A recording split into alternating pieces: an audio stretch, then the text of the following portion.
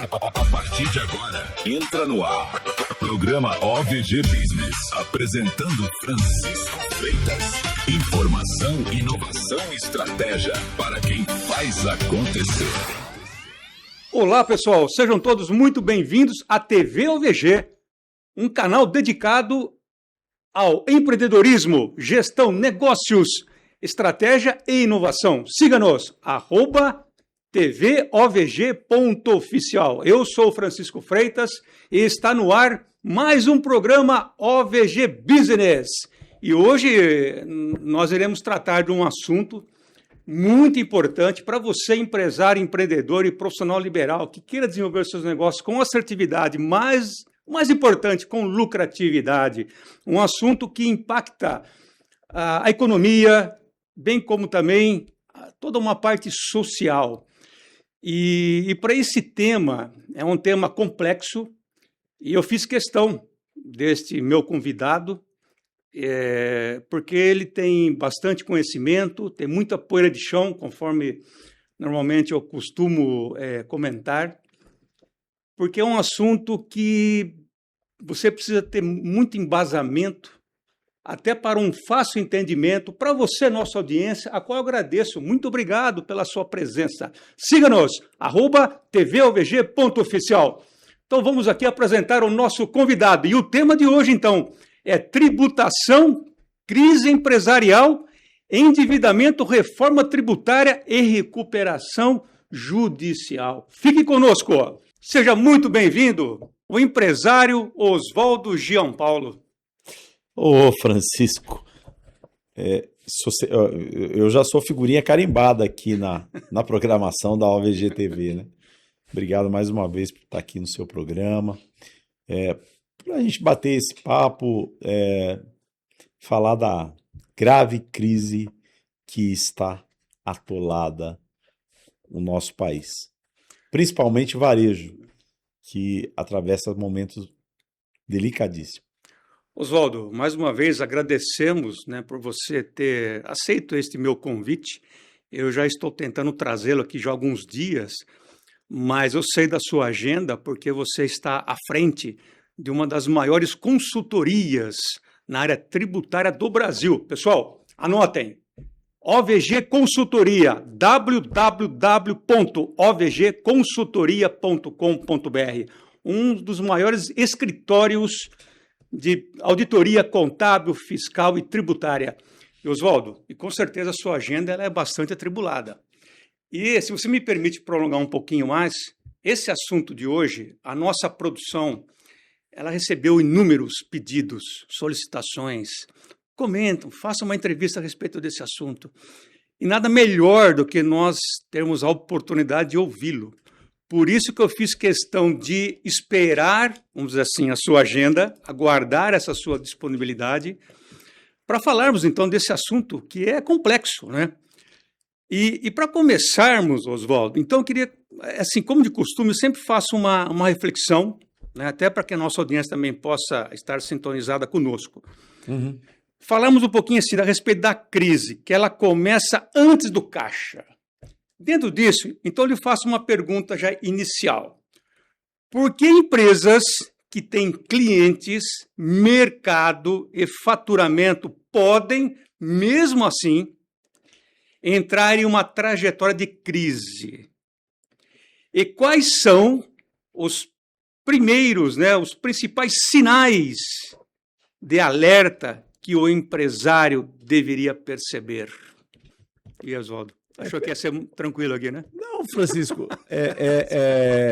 os primeiros sinais, obviamente, não estou falando do mundo financeiro, estou falando do mundo tributário. Isso. Primeiramente, são aqueles sinais clássicos, efetivamente, no fechamento do seu mês e no dia do pagamento do imposto. Normalmente, as obrigações acessórias,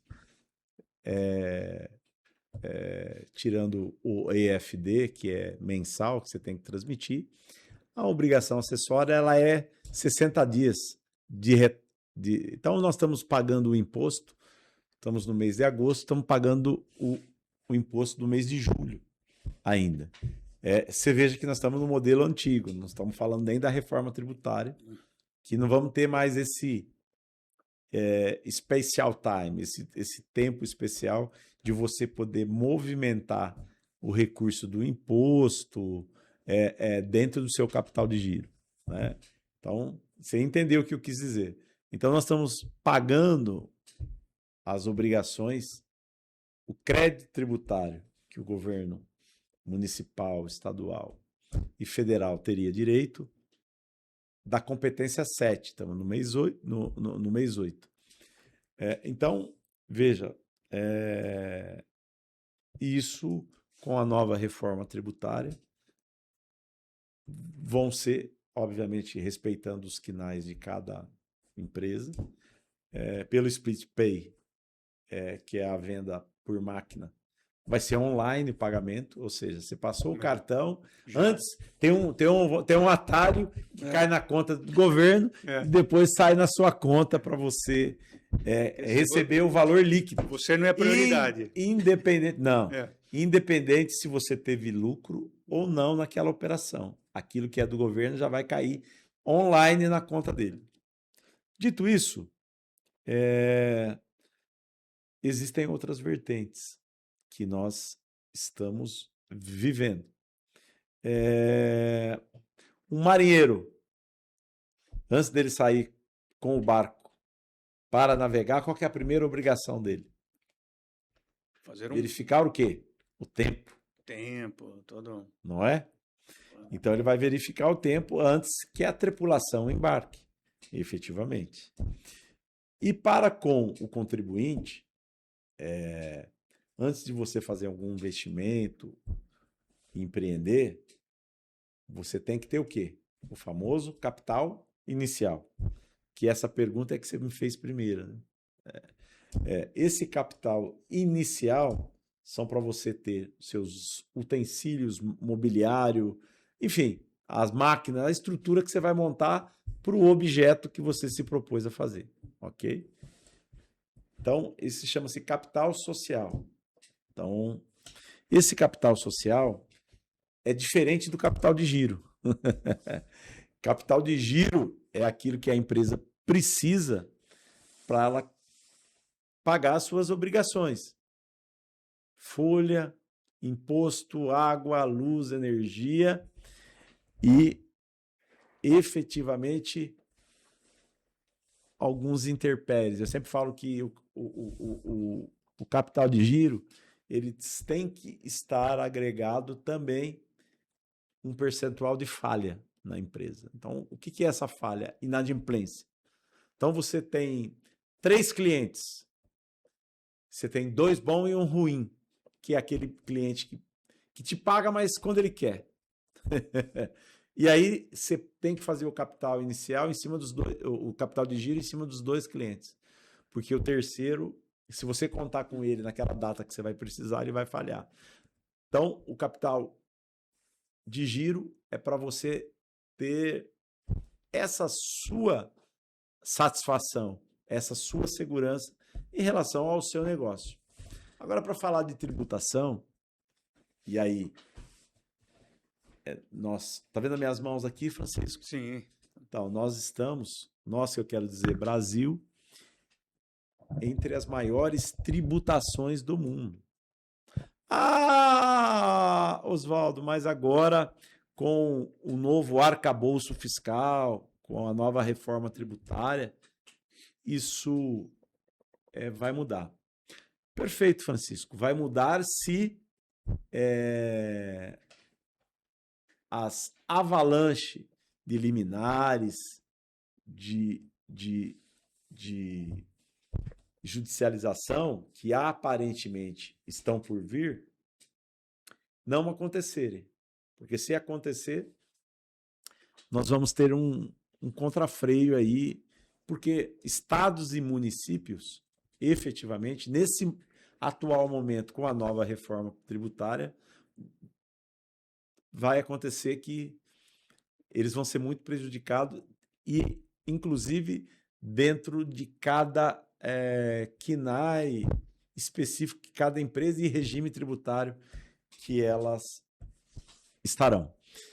Então, eu vejo colegas aí debatendo, discutindo, se eu vou ter que continuar. O cara do Simples, ele vai ser o mais prejudicado, se ele vai ter que quebrar, se ele vai ter que sair desse regime. Como é que vai ficar o presumido? Eu fico no presumido, vou para o real. Enfim, cada regime vai ter que ser um estudo, e aí, efetivamente, tem que se adequar a cada situação, a cada prestador de serviço, a cada indústria, enfim. Eu acho que ainda é imaturo ou prematuro a gente ficar fazendo qualquer tipo de análise, porque a gente está se adaptado a um regime atual. E aí, tudo que é novo, eu lembro lá atrás que quando se estruturou o sistema SPED, foi uma loucura. Teve gente até que parou de trabalhar no ramo, saiu, porque entendeu que era muito preocupante, muito complicado o formato que viria. E com o passar do tempo, isso foi sendo superado. Na questão do ICM, saiu. As GIAs saíram também, ficou só os SPEDs, né? Então, eu acho que a gente tem que evoluir. Agora, e entendo eu que cada implantação de regime tributário novo, ele tem que vir para melhorar e não para piorar. E nós temos um regime tributário muito complexo. Para pensar. Eu vou só falar. São quantos impostos? Mais de 300, Oswaldo? Se você pegar, 300, né? se você pegar Previdência, as pessoas não sabem, né? São mais de 70 rúbricas dentro da Previdência Social. É uma loucura, né? Sistema S, imposto de fonte, imposto patronal, imposto de retenção, enfim. E aí você pega o combustível, são outros impostos agregados. Aí, se você pega a parte ambiental, são outros impostos agregados. É uma loucura, é uma loucura. Mas nós temos uma carga tributária, Francisco, em média, nesse país, entre o simples, o presumido e o real, e dependendo do que a empresa está, entre 36% e 40% de carga tributária nesse país. Oswaldo, eu quero até trazer aqui para o momento presente uma situação de tempos atrás. Até na época, eu até cheguei a ligar para você, lhe dei até os parabéns pela sua criatividade e a forma de transmitir uma informação que é complexa, né? Que era o Super OVG. Lembra do Super VG? Sim, Super OVG. Então, Super VG. A gente, foi muito legal na época. Era o Super OVG contra o Super Imposto. Exatamente. O mega imposto. Uma forma muito educativa. Né? Você tem que voltar, viu, Oswaldo? Tem que voltar, viu, com o Super OVG. E aí, Francisco, a gente... assim, o interessante para aqueles que estão nos assistindo, que é assim... todo crédito tributário que você tem a seu favor e em desfavor à União, a Receita Federal ela nunca vai vir bater na sua porta. Ou vai chegar uma cartinha para você lá, sabia que você tem um crédito aqui comigo? Vem aqui, entra aí na sua conta fiscal que eu vou lançar esse crédito. Olha, você pagou um débito a maior. Aqui, ó. Ao contrário. Você pagou um débito em duplicidade, né? Aqui, olha, você tem crédito aqui. Nunca. Pelo contrário, ela vai ficar quietinha. E se você não contratar pessoas que conseguem enxergar, ver isso, especialistas, que às vezes a contabilidade por si só, ela não tem ferramenta e também não tem capacidade técnica para fazer. Por isso que existem as consultorias e as auditorias especializadas. Né? Conforme eu comentei na abertura, né, Oswaldo, você está à frente, né, da OVG Consultoria, que é um dos maiores escritórios nessa área do Brasil. Isso não é à toa, tem um porquê. E eu sei que o forte de vocês também é no diagnóstico, né, que é importantíssimo. Né? Então, entrando um pouquinho nessa área, quando uma empresa chega, por exemplo, para a OVG Consultoria, né, até você enfrentando dificuldades, o que a OVG Consultoria, né, analisa primeiro? Caixa, endividamento, tributação, gestão ou modelo do negócio? E como define o que precisa ser atacado primeiro? Por que eu estou fazendo essa pergunta, Oswaldo? Porque a impressão que eu tenho... Você está fazendo várias perguntas. Várias. Não, mas é que eu sei que o convidado tem grande potencial, você tá né? fazendo várias perguntas. Por isso que eu fiz questão... Compondo em uma só. Exato, por isso que eu fiz questão da sua presença aqui, né? Oswaldo, a impressão que eu tenho é que as empresas, eu não sei se você concorda, também não sei se de repente você pode entrar nessa vertente, mas que elas deixam de fazer o básico bem feito. Porque o básico bem feito, se você fizer o básico bem feito, você tem um controle. A impressão que eu tenho é que o que é o básico? É o caixa, débito, crédito, enfim, passivo, ativo, né, entrada e saída. Né? Deixa de fazer esse básico. E, automaticamente, por exemplo, uma empresa que tem um faturamento de X milhões, né, por ano, a outra que vezes 2 ou vezes 3, ela precisa se profissionalizar, né, acompanhar, ou seja, os números. Né? Uma coisa é você trabalhar com caixa de 1 milhão, outra coisa é você trabalhar com caixa de 10 milhões, 50 milhões e 100 milhões. É muito diferente. E a OVG hoje ela tem um grande destaque no mercado em função dessa condição que ela tem de atender esses clientes de diversos tamanhos e negócios. Então, esse diagnóstico, Oswaldo, como você falou, são várias perguntas em uma. Você consegue trazer aqui uma explicação, um resumo a respeito? Francisco, o que a gente vê muito no mercado, independente do tamanho da empresa, principalmente nas empresas que começam, por exemplo, no regime do Simples Nacional, e aí elas têm um faturamento muito exponencial no início e acabam até perdendo o regime por cumulatividade de débito nos impostos no ano subsequente. Você vê que quando a empresa é familiar, são poucas as empresas que têm um controle, vamos dizer assim, mais correto sobre como alimentar um sistema e estruturar uma empresa. Então, veja, a partir do momento que você resolve abrir uma determinada empresa, você vai sempre começar, obviamente, tirando um banco, né? Você não vai começar obrigatoriamente no regime no lucro real, mas se você vai começar um negócio com perspectiva de faturamento de 5, 6, 7 milhões ano, ou 6 milhões, você vai começar no simples, que a carga tributária ela começa com 6%. Para depois, essa carga vai aumentando conforme o seu faturamento vai evoluindo. Mas não é só a carga tributária. Existem outras variantes que determinam o seu modelo de negócio. Não é porque você efetivamente tem o faturamento que, às vezes, o faturamento engana. Não adianta faturamento se você não tem lucro. Né? Pode ser um tiro no pé, né? Ou seja, é melhor você não vender do que você vender com... Exatamente. Então, existem aí um complexo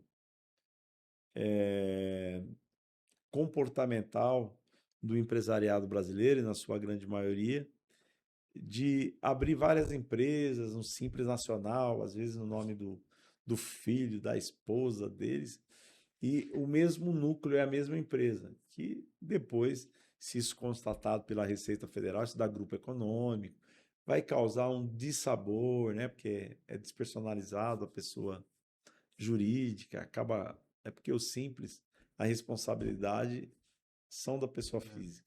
Então, diretamente, os sócios já respondem pelos bens, até porque, os bens pessoais. Até porque CNPJ não toma decisão, né? É um CPF que está por trás, né, Oswaldo? Mas em um outro regime, por exemplo, Por exemplo, você pode ter uma empresa no lucro presumido, a empresa sendo limitada. O que é uma empresa limitada? Ela é limitada às suas cotas, ao seu capital. A responsabilidade, ela é, desde que não haja fraude, não haja um tipo de interpretação inidônea, a empresa responde por ela mesma, não pelos os seus sócios. Responde por ela mesma, ok? E isso é até uma resolução recente do STJ, um tema bem interessante de se discutir, que eu acho que veio fazer justiça, de certa forma, para as pessoas que são injustiçadas e que querem empreender nesse país, não é? Você me deu um bom gancho, Oswaldo, pelo seguinte: se você não fizer um diagnóstico adequado, Ok. consequentemente, você pode atuar fora dos padrões, vamos dizer assim. Consequentemente, você poderá pagar impostos que necessariamente você nem precisaria estar pagando, por exemplo. Não é? Se o desenho não for muito bem diagnosticado, feito, enfim, todo o desenho da operação. Sim. Então, por exemplo, uma empresa que pode estar regular com suas obrigações fiscais e ainda assim está pagando mais impostos do que deveria. Onde normalmente estão as principais oportunidades tributárias que o empresário deixa passar? Olha só, hein? Onde normalmente estão as principais oportunidades tributárias que o empresário deixa passar? Ok. Boa essa pergunta, hein? Nós do Grupo OVG, da consultoria empresarial, a gente faz um diagnóstico pelo seu carro-chefe. Você tem uma caneta aí ou não? Não tem, né? Não tem, Oswaldo. Então eu vou te dar um exemplo, um pequeno exemplo. Essa caneta, que é a famosa BIC, basicamente ela está na mão de todo mundo, né? A BIC, se quiser fazer depois mandar um presente para nós, a gente aceita. Se você pegar, ela tem o seu corpo, o tinteiro, a pontinha, né, que é onde você aguarda para que a tinta não saia, e tem a cabeça, efetivamente. Exato. Veja bem, então você tem tudo aquilo ali em plástico, duro, o tinteiro que é em plástico, e você tem a cabeça que é efetivamente aquilo que a Receita ela precifica, que é o quê? O produto mais caro da caneta. Então, o NCM e o CFOP, o NCM dela, ou seja, aquilo que constitui ela, a composição o do valor, produto, o valor do imposto agregado, é o bronze, ali onde ela está ali, que é o mais caro. Então, se você tem 1 milhão de caneta, ele vai ser taxado pela alíquota de entrada, o biquinho da caneta. E aí a gente faz, obviamente, toda uma revisão, uma composição disso tudo, para mostrar que ela é uma parte apenas, ela não é o fim, né? Então, essa alíquota de cobrança, tanto para se creditar quanto para pagar, ela tem que ser diluída num todo. Então, às vezes, uma empresa está numa alíquota de entrada, ou seja, numa tomada de crédito inferior. Ela está numa alíquota 5, 6, e ela poderia estar, a gente faz essa revisão, ela poderia estar numa alíquota de entrada, alterando o seu NCM para 12, 15, 18, 20 até, de tomada de crédito, 20% de tomada de crédito sobre aquela entrada. E isso, ó quanto altera na cadeia do imposto. Menos imposto de renda a pagar, menos CCL para pagar, né, contribuição sobre lucro líquido. Então, veja, menos PIS, menos COFINS. Então, tudo isso é importante, esse diagnóstico fiscal. Então, você que está aí, para e pensa. Faz sentido eu fazer esse diagnóstico fiscal antes de estar produzindo? Lógico que faz. Contrata um especialista, porque isso não é custo, não é gasto, é investimento. Porque você vai pagar o especialista para te dar um parecer uma vez só. Você vai produzir aquilo durante anos. Você vai economizar milhões. Identifica os gargalos, faz Identifica toda os a gargalos, adequação. faz a adequação. E tem um problema também, né, Francisco? Do endividamento atual das empresas, né? O que ocorre? Os anos vão se passando. Então, vamos dizer que há 10 anos atrás eu tinha uma inflação X e tinha um faturamento Y, ok? Vamos dizer que eu faturasse há 10 anos atrás 10 milhões por mês, ok?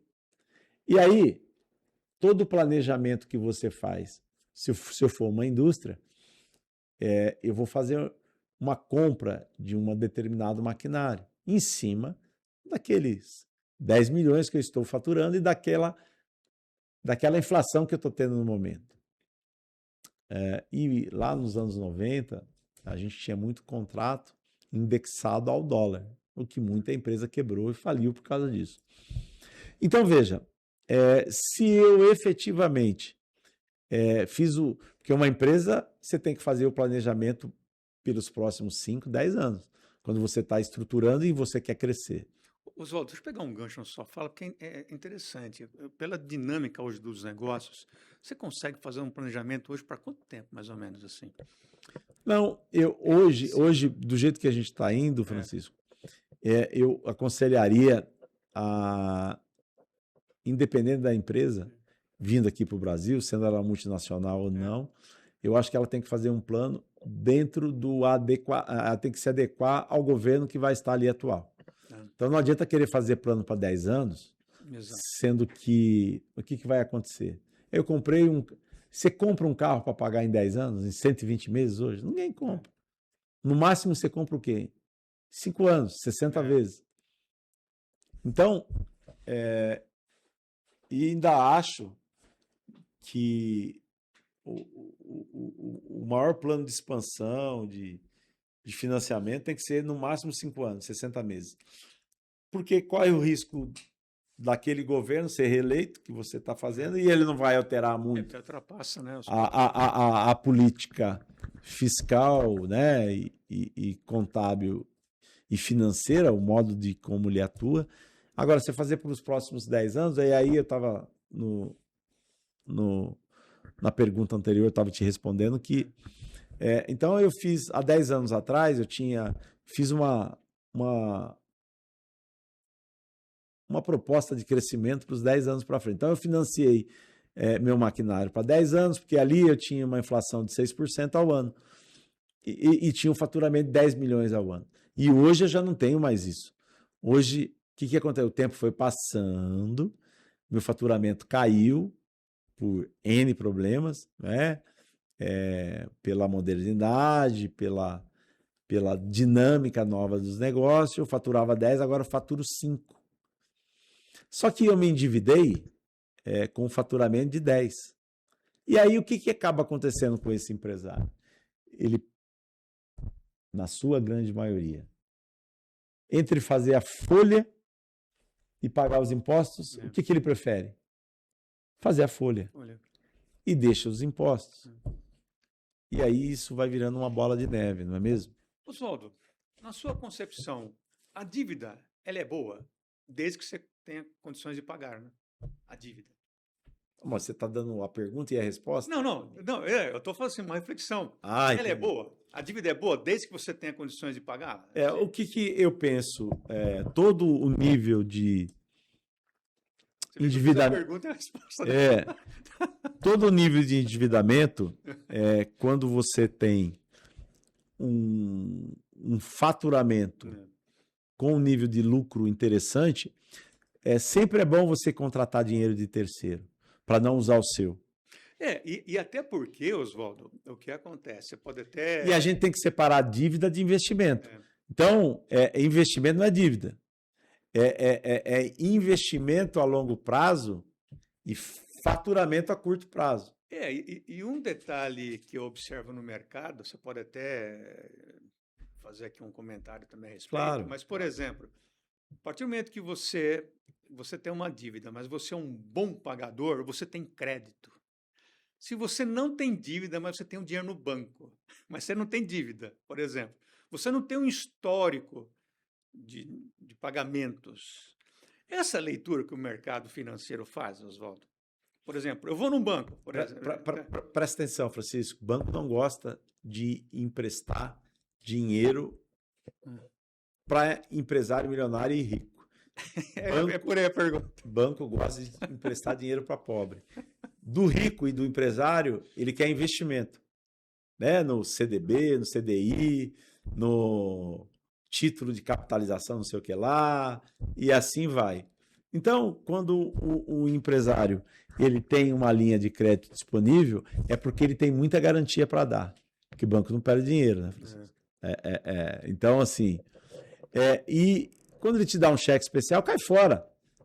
Os juros de cheque especial é um absurdo, isso é uma armadilha. Aí ele vai te dar lá um cartão de crédito, se você não souber usar também, os juros do cartão é 300% ao ano, é um absurdo. E aí, você coloca o dinheiro lá, ele coloca ali, eu vou te pagar, a maioria faz isso, essa propaganda, 80% CDI. 90%. Tem uns loucos aí que falavam em 150, que já quebraram, já faliram e não fazem mais isso. Né? Não precisa nem falar o nome dos caras que captavam dinheiro nesse modelo de negócio aí. Então, o banco, na verdade, ele pega o seu dinheiro a 15%, 12% ao ano e empresta para o camarada que vai lá na loja comprar no carnezinho, que usa, que arrebenta o cartão, a 300% ao ano, 100%. Você viu que banco, quando faz distribuição de lucro, ele só tem lucro. É bilhões e bilhões e bilhões entre taxas de serviço e lucratividade com recurso de reembolso, de retorno. Então, o business de liberar recurso, ele vai escolher para quem ele quer. E dinheiro agora está escasso, muito difícil. As garantias passaram de 130% para 150%. Os juros estão acima da Selic. Desse tamanho, que negócio que aguenta efetivamente pegar dinheiro emprestado com juros a 15% ao ano, mais um spread que eles cobram? Não aguenta. As empresas não estão aguentando. O varejo, com o seu negócio, na sua grande maioria, o varejo, vamos ser sinceros também, né? Ele não se preparou para a mudança. Porque o que eu vejo? Os bancos, você vê que os bancos são veacos, são espertos. Quando a gente teve a crise do Covid, o que esses caras fizeram, Francisco? Veio a concorrência. Do quê? Dos bancos digitais. Perfeito? E os bancos digitais, tinha agência? Não. Tinha um caminhão de funcionário? Não. O banco pagava IPTU? Não. Não. Era tudo digital. Pô, e os bancos múltiplos? Com caminhão de agência, segurança, estacionamento, água, luz, ofertando aguinha para o cliente entrar, bolachinha, cafezinho. Agência Premium. Agência Premium. Não é? Agência... com um custo operacional monstruoso. E as fintechs, um exemplo que eu vou estar te dando é o Nubank. A fintechização começou aí. E aí a digitalização das fintechs começou aí. Aí os caras começaram como exemplo. Eles montaram um modelo de negócio que eles próprios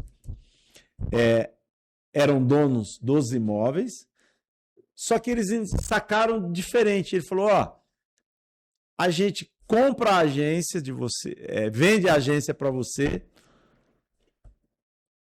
você nos paga, nós cobramos o aluguel, e o aluguel eu deduzo no imposto de renda. Eu trabalho com prejuízo. Aí eles começaram a ver, pô, vamos fechar as agências, não faz sentido. Vamos criar isso aqui, ó. Hoje isso aqui elimina fila, elimina furto, porque você não precisa se deslocar, você ganha tempo, né? E velocidade para fazer as suas operações com tranquilidade, segurança. Então a modernidade chegou. E o varejo demorou muito para acordar para esse mundo aqui. A venda porta a porta, no carnezinho, linha branca. Eu acompanhei nas redes sociais, você fez uma postagem recentemente a respeito, né? Falando. Vão quebrar. Estão quebrando. Uma ou outra, eu não quero aqui citar nomes, que estão mais equilibradas, porque se equilibraram no seu manejo logístico e também via internet, as suas plataformas. Você reparou que agora os shoppings estão colocando os totens de autoatendimento? Os totens de autoatendimento é como se você vendesse pela internet, sabia? Até os impostos sobre aquela venda ali são reduzidos, efetivamente. Então, além do cara estar reduzindo os funcionários, né, que são os caixas que ficavam ali, agora está tudo virando autoatendimento. Você compra self-service e você passa, você paga e o produto não baixa. Ele está vendendo o valor até mais caro do que ele vendia. Ou seja, uma estratégia de como vencer o seu oponente. O cara está se juntando a uma camada do self-service. Você entra numa loja de departamento, ou ela não sendo de departamento, onde os valores agregados na roupa são muito mais caros, e você não tem ninguém para te atender.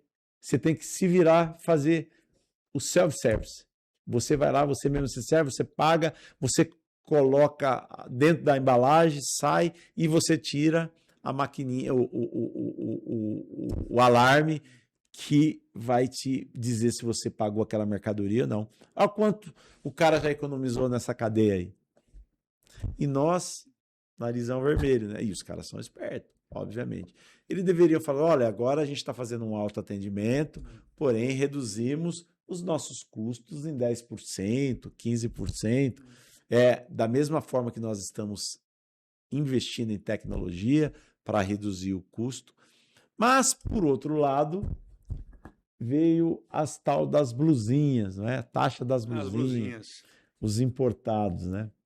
Que isso também diminui muito a competitividade das indústrias brasileiras. Mas a gente vive numa economia de mercado e de livre comércio, concorda? E eu acho que a população ela tem que ter produtos alternativos e com qualidade e com preço competitivo para poder opinar, fazer com que tudo seja escalonado à redução de preço.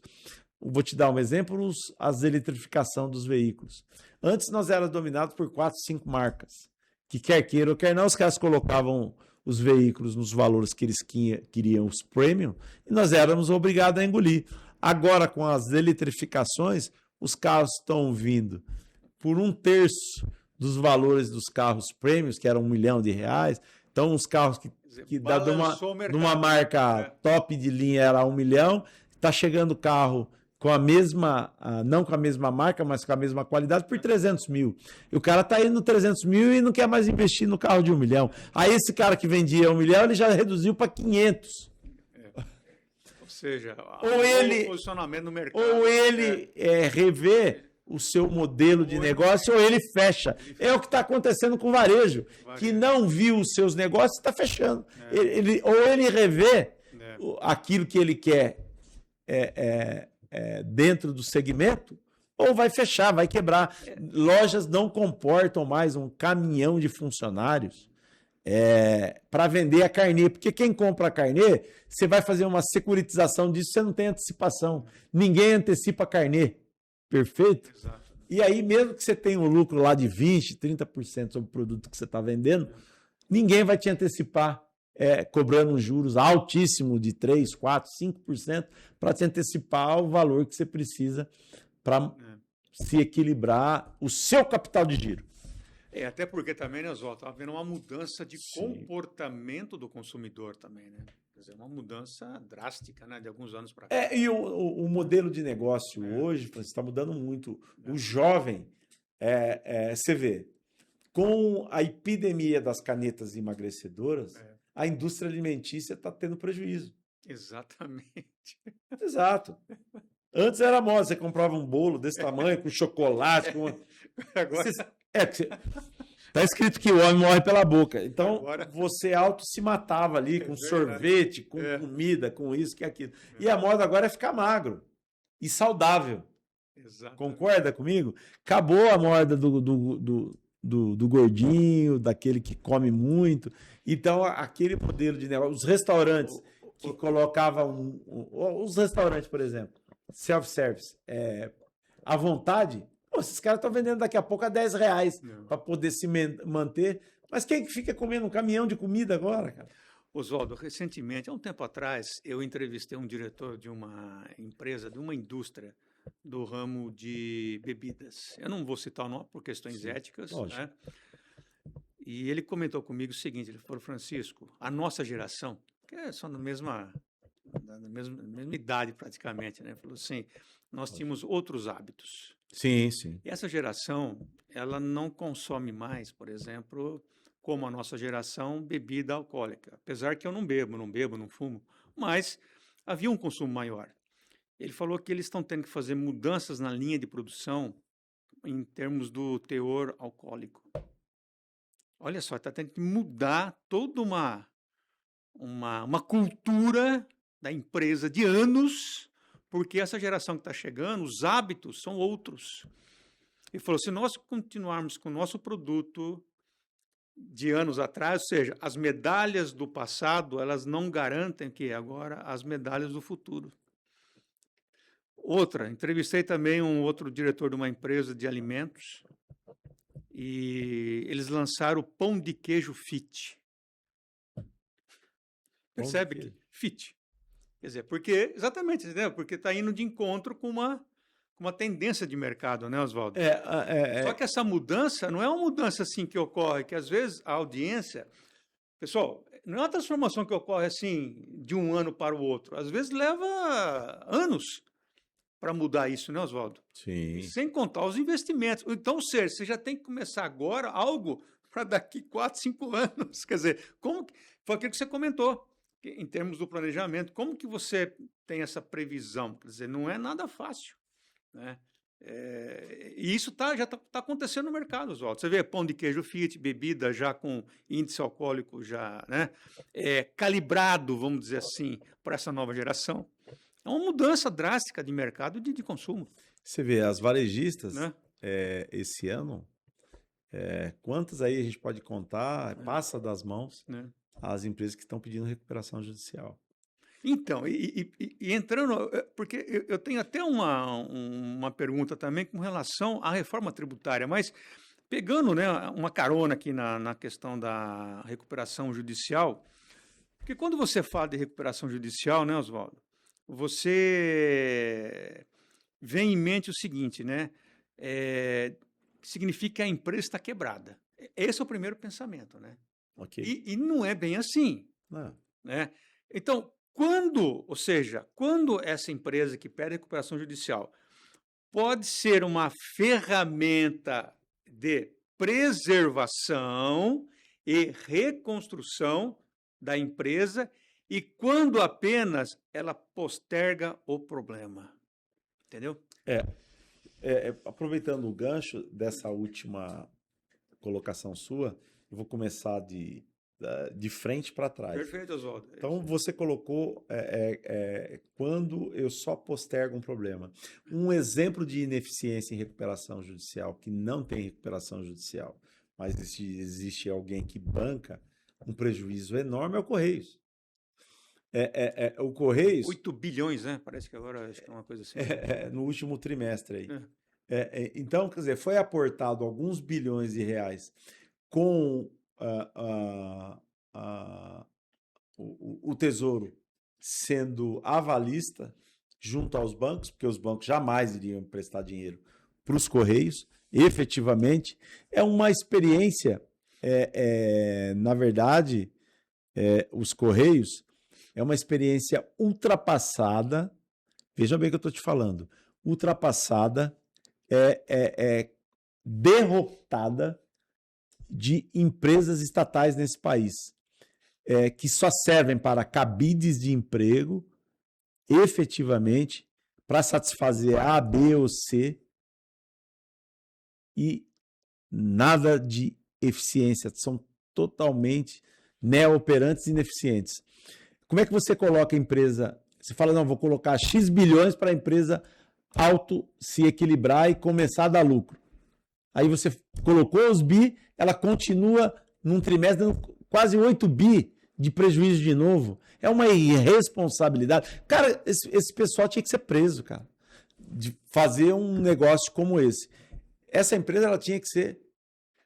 mas é uma joia. Não existe joia que dê prejuízo.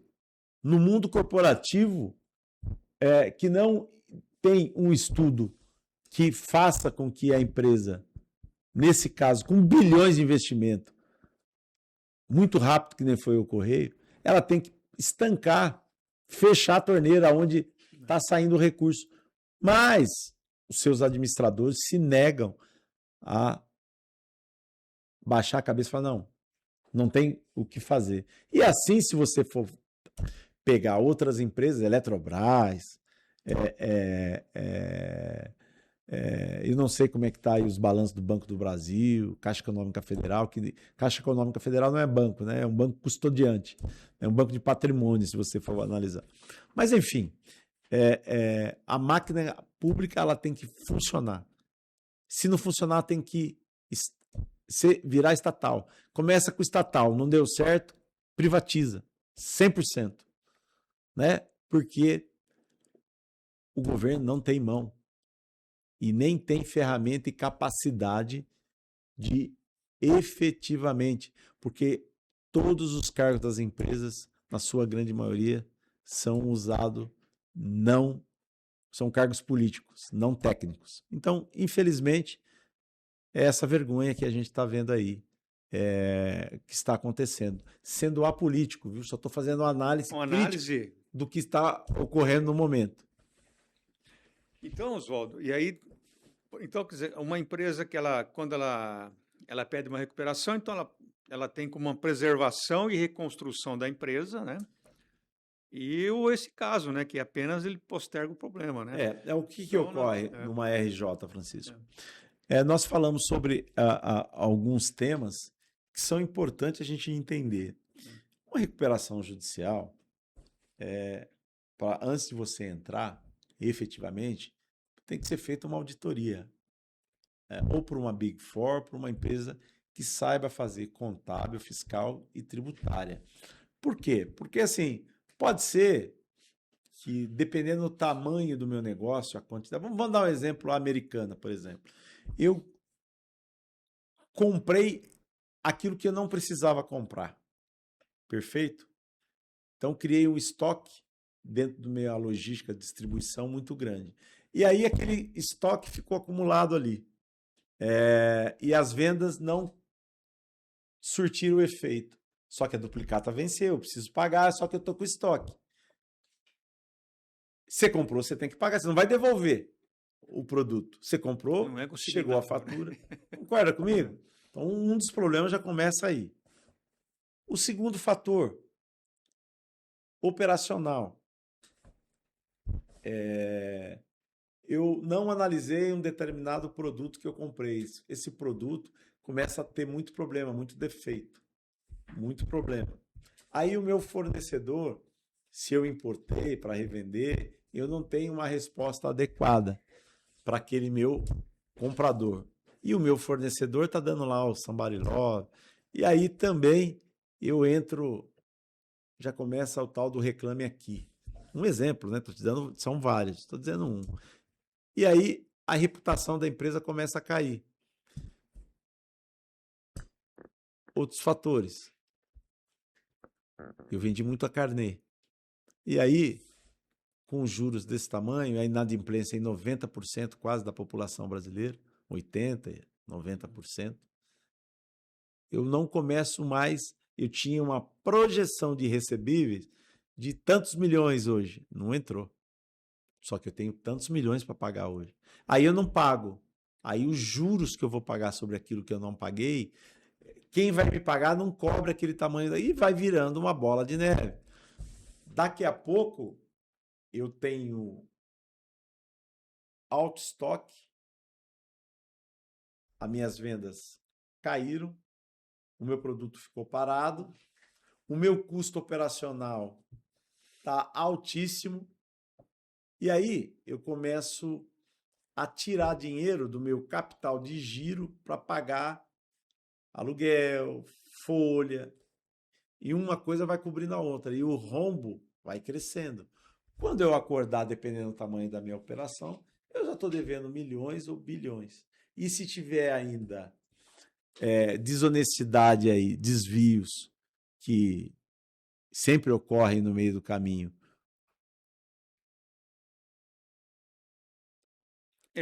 Olha o que aconteceu na Americana, né? Aqueles 20% que eu não tenho controle, né? Exatamente. É da porta para fora da sua organização. Eu não tenho controle. Sim. Por mais que você ache que você tenha controle, você não tem controle. Agora, Oswaldo, você que está, então, à frente, né, de uma das maiores empresas de consultoria nessa área contábil, fiscal e tributária, com todo esse cenário, você vê endividamento da população, inúmeros cases de recuperação judicial, agora a reforma tributária. Então, eu fico imaginando, por exemplo, a nossa audiência, até muito obrigado pela sua presença e audiência. Oswaldo, o que você poderia orientar esse empresário, né, com todo essas variáveis? Porque se você olha, você fala, bom, eu começo por onde? Tem a reforma tributária, a mudança do comportamento do consumidor, né?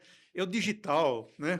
Quer dizer, e aí, Oswaldo? Ou seja, você tem que começar por né? É o diagnóstico, enfim, você está entendendo? Com todas essas variáveis, quer dizer, não fica confuso, não fica algo assim, eu não sei para onde eu corro, por exemplo. Não sei se eu estou conseguindo. O empresário e o empreendedor, o momento é de cautela, nesse exato momento. Inclusive, estou falando da área tributária. O momento é de se organizar nesse exato momento. Eu não confessaria nenhuma dívida nesse momento, não entraria em nenhum plano de recuperação fiscal nesse exato momento. Se você tem dívidas tributárias muito antigas,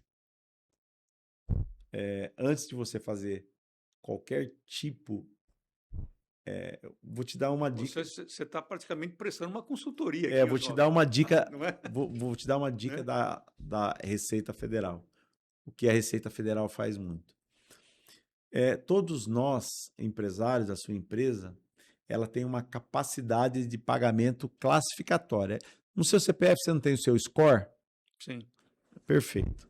E lá no Serasa vai classificar seu score. As empresas têm seu score junto à Receita Federal. Como é que é feito esse score? Você é classificado como A, B, C, D e E. Beleza? Capacidade de pagamento A para a Receita Federal. Se você for fazer algum parcelamento, você não tem nenhum benefício fiscal, porque você tem a sua capacidade de pagar é muito maior a dívida que você tem. Classificação B. Você provavelmente empata com a sua dívida. Então, seu desconto é muito pequenininho. Classificação C. Aí começa a ficar interessante. Significa que você tem um faturamento incompatível com o seu endividamento. Classificação D significa que você é praticamente irrecuperável. Então você tem um desconto muito maior. Mas aí que vem a pegadinha. Esse desconto maior, antes de você fazer uma confissão de dívida, um parcelamento, pode ser que esses débitos já estejam prescritos. Ok? Entra nós que fazemos a revisão. Um dos trabalhos que a gente desenvolve lá. Ou por decadência, ou seja, a Receita decaiu o prazo dela te cobrar, ela tentou te cobrar e você não tinha nada no seu nome, ou prescreveu o prazo dela te cobrar.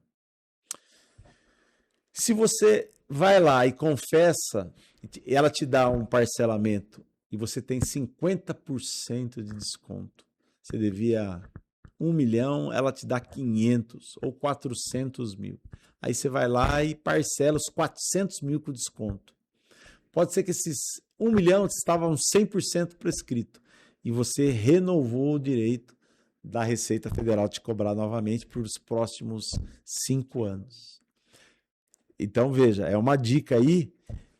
Muito interessante e uma dica importante em termos de... valiosa, né? É a dica de milhões. Exatamente. É a dica de milhões. Então, minha dica é, se organize, e eu sei que o empresariado brasileiro, ele não está preparado para pagar dívidas fiscais, tributárias. E aí, o que a gente faz? Dependendo da área, Francisco, que a empresa ela atua, o KNAI que ela atua, a gente faz um planejamento tributário, onde nós vamos fazer um diagnóstico fiscal daquele débito que aquela empresa tem. Em cima do nosso diagnóstico, para reduzir o fator mensal que ela paga, para gerar caixa dentro de uma situação que fique confortável para ela poder pagar seus débitos antigos. Para que não saia do fluxo de caixa dela, a gente vai gerar uma economia para ela dentro da legalidade, das revisões, tudo em conformidade. Talvez levar essa empresa para um novo ambiente onde ela tenha incentivo fiscal, principalmente as empresas de tecnologia. A OVG desenvolveu, junto com as premissas governamentais de incentivos fiscais, você vai, que está no lucro real, através desse estudo, e se ele se encaixar dentro desse perfil, você pode ter até 70% de desconto do seu imposto de renda a pagar mensalmente, trimestralmente. Então, isso tudo é feito um estudo dentro das possibilidades que o próprio governo nos dá de incentivo fiscal. Ou seja, Oswaldo, nós já estamos assim caminhando para o final aqui do nosso programa, porque nós temos o timer, né? Mas, por exemplo, então, Oswaldo, vamos imaginar então que uma empresa que fatura aí em torno de 20 milhões por ano possui bons produtos e clientes, mas acumulou dívidas bancárias, pressão de fornecedores e um passivo tributário significativo. Essa empresa chega para a OVG Consultoria. E aí, Oswaldo, você, juntamente com a sua competente equipe, né, que faz a OVG ser um dos maiores escritórios de consultoria do Brasil, quais seriam, então, os 5 primeiros pontos que vocês estariam analisando antes de recomeçar, tomar ou recomendar qualquer decisão? Seria mais ou menos esse comentário que você estava fazendo agora há pouco? A gente faz um diagnóstico. Diagnóstico.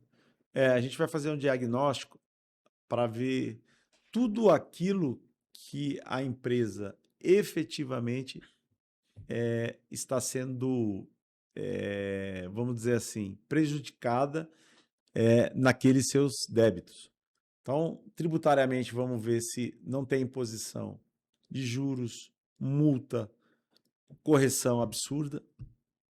Junto a bancos e credores, vamos analisar os contratos para ver se aquilo que está sendo cobrado está de acordo com o Código de Defesa do Consumidor. E também vamos fazer uma análise geral para rever toda a parte societária e empresarial da empresa, para ver aquilo que a gente pode gerar e reestruturar essa empresa para que ela possa ter, de fato, sobrevida e uma economia tributária e financeira para ela poder fazer um diagnóstico. A gente vai fazer esse diagnóstico junto ao seu credor sem recuperação judicial. Perfeito.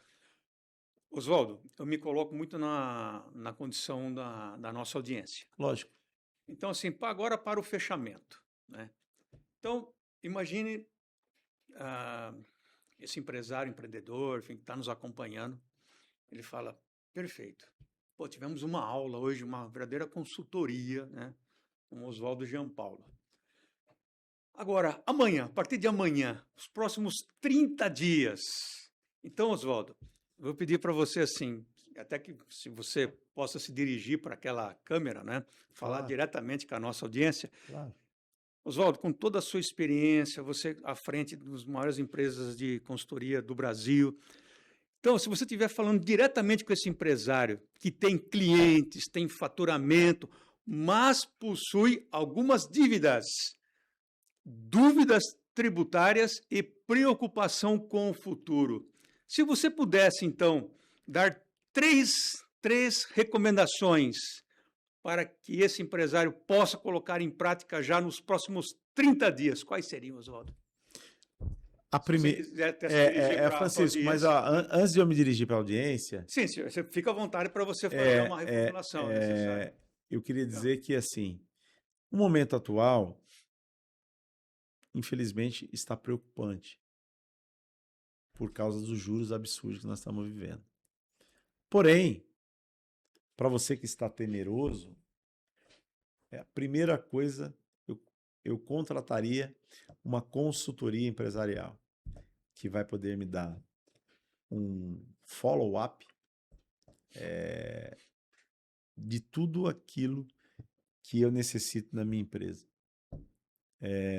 Onde eu vou ter um diagnóstico de crise, daquilo que efetivamente eu tenho que tomar cuidado e aquilo que eu tenho que fazer para que essa minha temerosidade e esse mal não alcance a minha empresa. De maneira que, vamos dizer assim, eu não vou estar blindado, mas eu vou estar muito bem amparado. Monitorado. Sim, e ter um diagnóstico preciso daquilo que eu preciso fazer nas minhas empresas. Ou seja, tudo começa com um diagnóstico muito bem feito, porque aí você consegue dimensionar todas as ações. Claro, né? Sem dúvida. E o mais importante, com quem conhece na prática o caminho, né, que esse empresário pretende. A gente respira o tributário diariamente. Oswaldo. Muito bem. Oswaldo, estamos chegando ao final aqui do nosso programa. Mais uma vez agradeço imensamente, porque na verdade não foi nenhuma entrevista, você nos brindou aqui com uma verdadeira consultoria e dicas de milhões, hein? Então eu já deixo aqui o convite para que você retorne uma próxima oportunidade, por isso que eu fiz questão de conciliar a sua agenda, porque eu sabia que a sua participação aqui ela não seria simplesmente uma entrevista, seria de muito conteúdo, e conteúdo assim, muito rico, e que possa ajudar, né, esse empresário, empreendedor, a todos esses desafios que nós estamos enfrentando. Bom, pessoal, então, hoje nós tivemos uma conversa sobre tributação, gestão financeira, endividamento e planejamento, né, que não pode mais ser tratado de forma isolada. Oswaldo, Então, a OVG Consultoria, se você quiser deixar uma mensagem então final, né, vou também passar aqui o site novamente, né, que é o ovgconsultoria.com.br. Oswaldo, então eu deixo aqui as considerações finais para você, aqui para a nossa audiência. Bom, o que eu tenho para dizer para a nossa audiência é que não confie a sua empresa a amadores, né? Para você ter um diagnóstico contábil, fiscal e tributário, confie em quem tem experiência, poeira de chão e empresas que realmente estão aí há tempos com uma gama muito grande de clientes e não são aventureiros. Então, independente de ser OVG ou não, fica a dica para atuar com bons profissionais. Muito bom. É exatamente nessa direção que a OVG Consultoria, então, trabalha, ajudando empresas a identificar riscos, encontrar oportunidades e tomar decisões mais seguras. Resolver um problema é importante, né, Oswaldo? Agora, antecipar o problema pode valer muito mais, que são as dicas de milhões. É isso aí. Né? Aliás, você nos trouxe aqui inúmeros insights. Né? Muito bem. Oswaldo Jean Paulo, muito obrigado pela sua presença e pela contribuição. Foi um prazer imenso recebê-lo aqui na TV OVG. Pessoal, e para você também, para vocês, né, muito obrigado aí pela sua audiência. Continue nos acompanhando. Siga-nos em nossas redes sociais, que é @tvovg.oficial. E repetindo, então, ovgconsultoria.com.br. E temos um telefone também, né, Oswaldo? Que é o 0800 590 0334 e 19 98 307 3658. Pessoal, muito obrigado pela audiência. Eu sou o Francisco Freitas e este foi mais um programa OVG Business. E até o próximo programa. Valeu, obrigado, pessoal. OVG Business. Você acabou de acompanhar OVG Business com Francisco Freitas.